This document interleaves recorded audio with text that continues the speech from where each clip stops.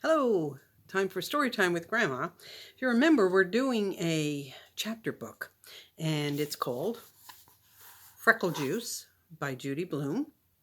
And we found out yesterday that the main character, Andrew Marcus, wanted freckles like his friend Nikki Lane had. And the girl in his class, Sharon, said she had a secret recipe for freckle juice that would give him freckles, but it was going to cost him 50 cents. Let's find out today if Andrew went ahead with that or not. That night, Andrew had trouble sleeping. He kept thinking about freckle juice. Maybe the reason no one in his family had freckles was because no one knew about the secret recipe. If they never even heard of freckle juice, then how could they have any freckles? It figured. Andrew didn't like the idea of paying Sharon for anything, and 50 cents was a lot of money. It was 5 whole weeks of allowance. But he decided that if Sharon's recipe didn't work, he'd ask for his money back. It was easy. The next morning, Andrew turned the combination of a safe bank to just the right numbers, 4 on top and 0 on the bottom. He took out 5 dimes.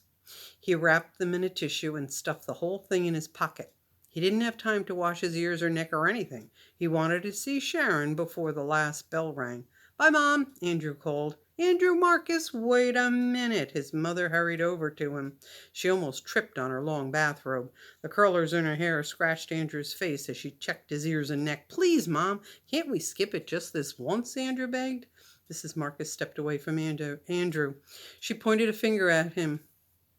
"Okay," she said, "I'll let you go this time, but tomorrow I'm looking again. And Andrew, zip your pants." Andrew looked down. Zippers were a pain. This afternoon, when you come home, I'll be next door. Mrs. Burrows invited me over to play cards. You come get the key from me, okay? Sure, Mom. Okay.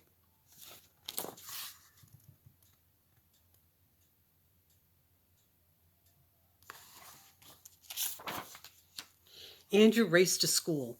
He could hardly wait to see the secret recipe. First, he'd look at it, and if it didn't seem any good, he just wouldn't pay. Sharon was already at her desk when Andrew arrived. He went right over to her. "Did you bring it?" he asked. "Bring what?" Andrew opened her eyes real wide. "You know what. The secret recipe for freckle juice." "Oh, that. I have it. Right here." Sharon patted her pocket. "Well, let's see it."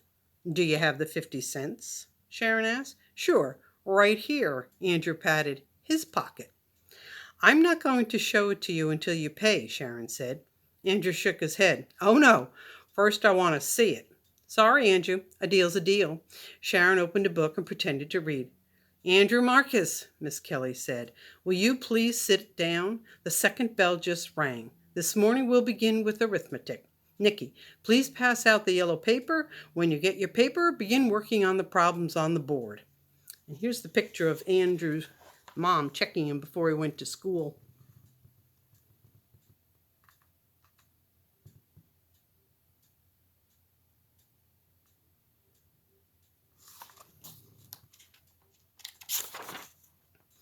Andrew went to his seat. He took the tissue with the 5 dimes out of his pocket. He held it near the floor and aimed it toward Sharon.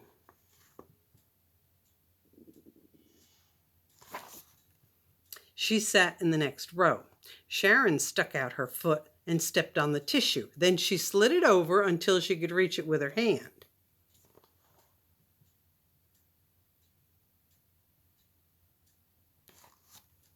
She bent down and picked it up. Miss Kelly didn't notice.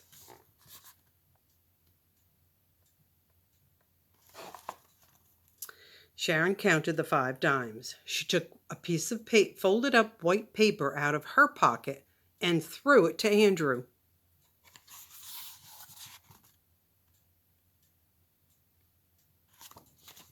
It landed in the middle of the aisle.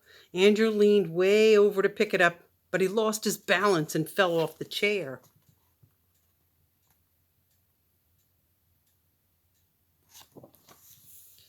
Everybody laughed except Andrew and Miss Kelly.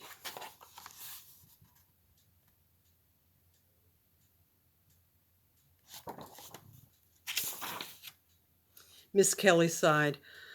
Oh, Andrew, what are you up to now? Bring me that note, please. Andrew picked up the secret recipe. He didn't even have a chance to see it. It wasn't fair. It cost him 50 cents for nothing. He handed it to Miss Kelly. She read it. Then she looked up at him. Andrew, you may have this back at 3 o'clock. She put it in her desk. I don't want this to happen again. Do you understand? Yes, Miss Kelly, Andrew mumbled. Good. Now let's get that arithmetic done. Miss Kelly wasn't bad, Andrew decided. She could have ripped up the recipe, or sent him to the principal's office, or even made him stand outside in the hall by himself. Andrew could hardly wait for 3 o'clock to come. He didn't bother counting Nicky Lane's freckles. Soon he'd have his own. When the second bell finally rang and the class marched down the hall, Andrew went up to Miss Kelly. She held the piece of white paper and waved it at him. Here's your note, Andrew. I have the feeling it's important to you, but from now on you must pay attention in class. Andrew took the recipe from Miss Kelly. After tomorrow, I won't have any trouble paying attention, Andrew promised. Just you wait, Miss Kelly. I won't have any trouble at all. And that's it. The end of the second chapter. I wonder if he's going to use the recipe. I wonder what's in the recipe. Maybe we'll find out tomorrow. All right. Hope you enjoyed this chapter 2 of our storybook. Have a good night. Love you.